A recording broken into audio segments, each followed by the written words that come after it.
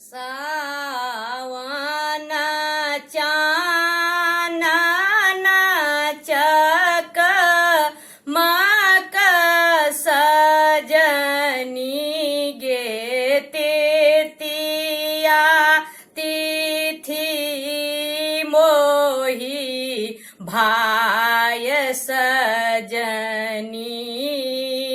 गे सावनाच्या नानाचक मक सजनी घेते तिया तिथी मोही भाय सजनी गे तृतीया तिथी मोही भाय सजनी गे पड़ी गेले न ग्रह कारे सजनी गे पड़ी गेले न ग्रह कारे सजनी गे आजू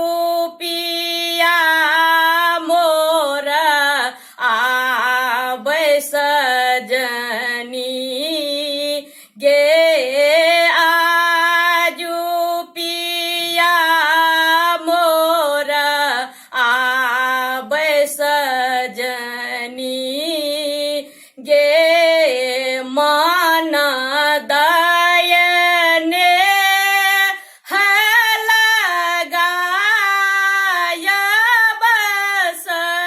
सजनी गे मन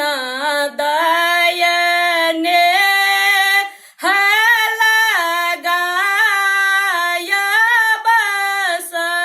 सजनी गे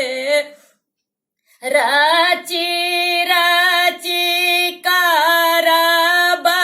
श्रृंगार सजनी गे रची रची करब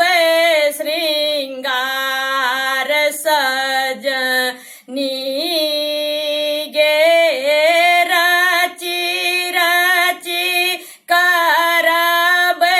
श्रृंगार सजनी गे पियर वस्त्र पहिरले सजनी गे पियर वस्त्र पहिरले